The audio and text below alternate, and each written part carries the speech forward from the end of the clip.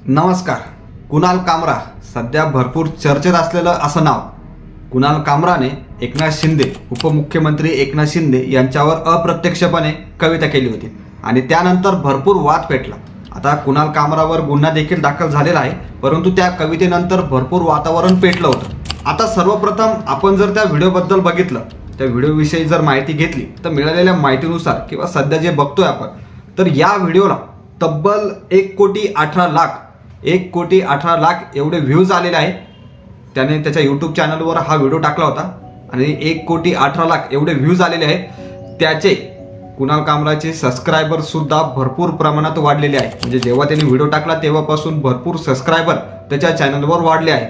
आता अजून एक माहिती, सूत्रांच्या माहितीनुसार अजून एक महत्त्वाची माहिती समोर येते की या व्हिडिओनंतर कुणाल कामरानं हा व्हिडिओ टाकल्यानंतर कुणाल कामराला पैसे सुद्धा यूट्यूब चॅनलवरून पैसे सुद्धा भरपूर प्रमाणात येत आहेत. ही अमाऊंट भरपूर मोठी आहे अशी सुद्धा माहिती मिळते. त्याला भरपूर पैसे मिळतात यानंतर. कुणाल कामरानं जर आपण बघितलं तर 2 फेब्रुवारीला नया भारत या शोमध्ये 2 फेब्रुवारीला नया भारत या शोमध्ये ही वादग्रस्त कविता सादर केली होती. आणि पुढे जर आपण बघितलं तर 23 मार्चला त्यांना ही कविता यूट्यूबवर टाकली होती. आणि त्यानंतर या पोस्टला, या व्हिडिओला भरपूर प्रमाणात व्ह्यूज आले. हा व्हिडिओ अपलोड केल्यानंतर त्या शोच्या ठिकाणी तोडफोड देखील झाली आणि तिथे ज्यांनी तोडफोड केली त्यांच्यावर सुद्धा गुन्हा दाखल झाला होता आणि कुणाल कामरावर सुद्धा गुन्हा दाखल करण्यात आलेला होता. त्याला 2 वेळेस समन्स पाठवण्यात आलेला आहे पोलिसांकडून. आणि आता अजून एक महत्त्वाची बातमी, अत्यंत महत्त्वाची म्हणू शकतो, की हा जो शो होता नया भारत हा जो शो होता, जे बघायला गेले होते, जे प्रेक्षक होते, त्यांना सुद्धा पोलिसांकडून समन्स पाठवण्यात आलेला आहे. ज्यांनी हा शो अटेंड केला होता, जे तिथे होते, त्यांना सुद्धा पोलिसांकडून समन्स पाठवण्यात आलेला आहे. आता ही घटना घडल्यानंतर पोलिसांकडून जे प्रेक्षक आहेत त्यांना सुद्धा समन्स पाठवल्यानंतर संजय राऊत यांनी यावर प्रतिक्रिया दिली. संजय राऊत म्हणाले, कायद्याला गाढव समजताय आणि कायद्याचा गैरवापर करत आहे. अशा पद्धतीने या देशामध्ये कोणत्याही प्रकारे अभिव्यक्ती स्वातंत्र्य राहणारच नाही.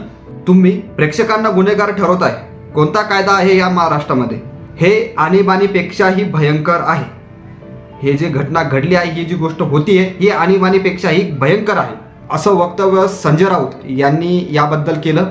आणि यानंतर कुणाल कामरानं सुद्धा पोस्ट केली आहे. एक पोस्ट त्याने सोशल मीडियावर टाकली आहे. त्या पोस्टमध्ये तो म्हणतोय की एखाद्या कलाकाराला लोकशाही पद्धतीने कसे मारायचे, कलाकाराला त्याचं काम सुरू होण्याच्या आधीच थांबवायला भाग पाडणं, कलाकाराला खाजगी आणि कॉर्पोरेट कार्यक्रम मिळू नयेत अशी परिस्थिती निर्माण करायची, कलाकाराला शांत करण्यासाठी राजकीय शस्त्र वापरणे, असं संपूर्ण त्यानं ह्या पोस्टमध्ये लिहिलं होतं. आता नक्कीच याबाबत नवीन गोष्टी समोर येणारच आहेत. भरपूर घटना घडत आहेत. तर तुमचं याबद्दल मत काय? कुणाल कामराच्या कवितेबद्दल म्हणा किंवा ज्या गोष्टी घडताय त्याबद्दल तुमचं मत नक्की सांगा कमेंट करून. आणि व्हिडिओ आणि माहिती आवडली असेल तर नक्की लाईक करा, शेअर करा आणि आपल्या चॅनलवर नवीन असाल तर सबस्क्राईब करा. धन्यवाद.